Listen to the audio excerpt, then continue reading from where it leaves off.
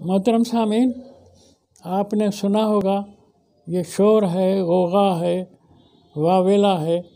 کہ علم حدیث وہی خفی ہے۔ قرآن وہی جلی ہے، علم حدیث وہی خفی ہے۔ یہ پہلے تو ان سے سوال ہے کہ قرآن کو تم نے جو وہی جلی کیا تو اس کا دلیل کیا لایا تم نے؟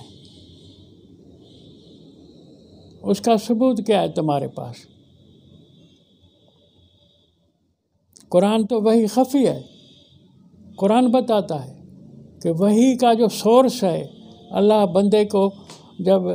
اپنی بات بتاتا ہے، بات سمجھاتا ہے، تو اللہ کا طریقہ تو خفی ہے۔ میں کم سے کم ویسے تو قرآن میں کئی بار انا اوحینا لک الیک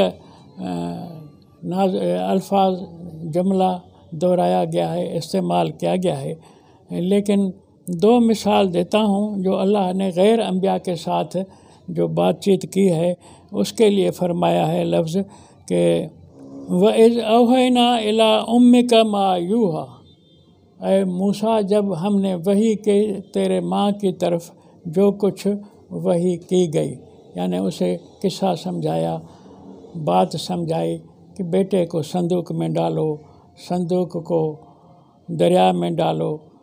پھر دریا میں جو میرا دشمن اور تیرے بیٹے کا آئندہ چل کر دشمن بنے گا وہ اس کو لے جائے گا،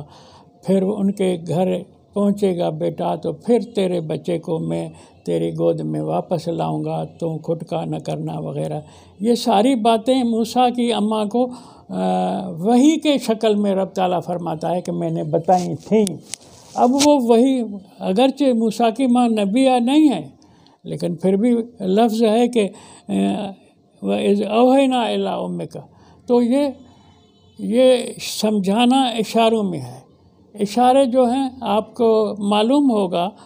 تھوڑی پرانی بات ہے، پرانے لوگ جانتے ہیں، آج کل سب لوگ جانتے ہیں کہ پہلے گونگی فلمیں ہوا کرتی تھی، فلمیں بغیر آواز کے ہوا کرتی تھی، آواز بعد میں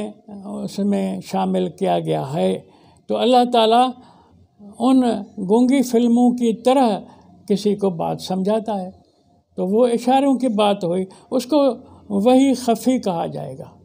اس کے لیے وحی خفی کہا جائے گا، اس کا طریقہ وحی خفی کے نمونے کا ہوگا۔ یہی بات قرآن نے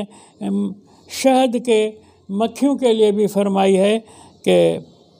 وَأَوْحَىٰ رَبُّكَ إِلَى النَّحْلِ، شہد کی طرف ہم نے وحی کی، تیرے رب نے وحی کی، أَنِ اتَّخِذِي مِنَ الْجِبَالِ بُيُوتًا، کہ جبلوں کے اندر جا کے اپنے گھر بناؤ، وَمِنَ الشَّجَرِ، درختوں کے اندر جا کے اپنے گھر بناؤ، وَمِمَّا يَعْرِشُونَ، چاڑیوں پر جا کے اپنے بسیرے بناؤ، اور وہاں تو اپنے لیے غذا کو، پھولوں کا اور کھیتوں کا رس چوس کر کے شہد تیار کرو وغیرہ وغیرہ۔ تو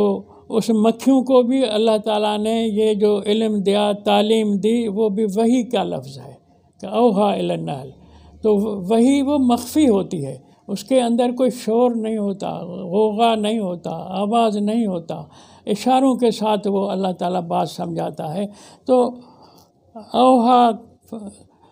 فی کل السماء امرہا،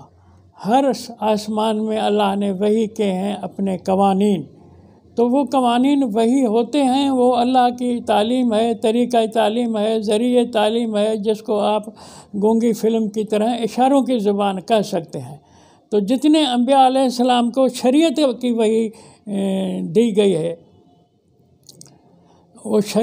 شریعت والی وحی، انبیاء کی وحی، وہ بھی مخفی ہے، جس طرح کہ اللہ نے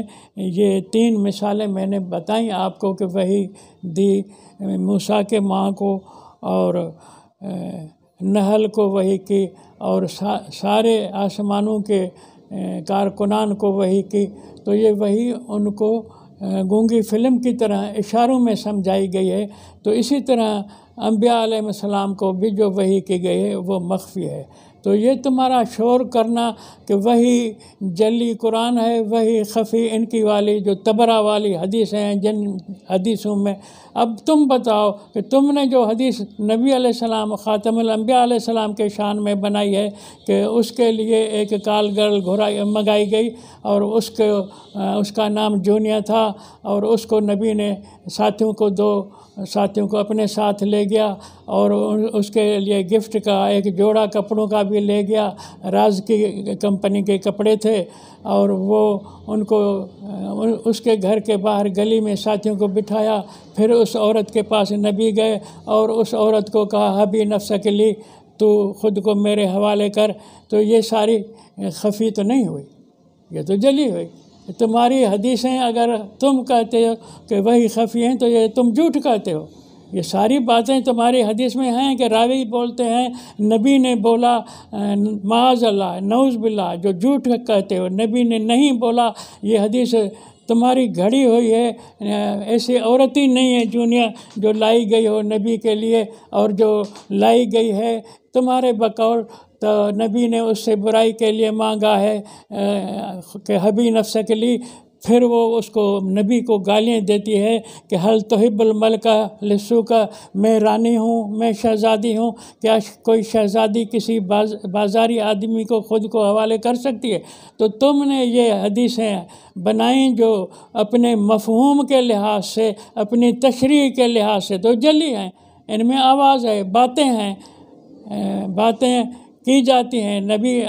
آواز کرتا ہے اور عورت بھی آواز میں جواب دیتی ہے، خفی تو ہوئی نہیں، اشارے تو ہوئے نہیں، یہ وہ الفاظ تم نے نقل کیے ہیں۔ تو یہ اتنے جھوٹ تم نے نبی کے شان میں بکے ہیں، تو یہ ان کو تم وہی خفی کر کے لوگوں کو یعنی بیوقوف بنا رہے ہو کہ ہم قرآن کا درجہ وہی جلی کے نام سے اوپر کر رہے ہیں، حدیث کو 2 نمبر کے وہی کر کے اس کو وہی خفی کر رہے ہیں تاکہ لوگ مان لیں کہ یہ وہی خفی بھی کوئی چیز ہے۔ تم غلط کہتے ہو، وہی خفی سارے انبیاء کو جو اللہ نے تعلیمات دی ہیں، کتابیں دی ہیں، وہ وہی خفی کی شکل میں ہیں، اور قرآن بھی وہی خفی میں ہے، جلی میں نہیں ہے۔ تمہارے جھوٹ کوئی حاکم نہیں، کوئی عادل نہیں، کوئی قاضی نہیں، کوئی منصف نہیں، کس کو ہم شکایت کریں کہ ان کے جھوٹوں پر تالے لگاؤ؟ ان کو لاؤ میدان میں کہ یہ ثابت کرے کہ قرآن جو ہے سو وہی جلی ہے۔ قرآن وہی جلی نہیں ہے۔ تم نے حدیثوں میں نبی کو گالیاں دے کر کے پھر چالاکی کے ساتھ تم اپنی حدیثوں کو منوانا چاہتے ہو، تمہیں کوئی کہنے والا ہی نہیں ہے۔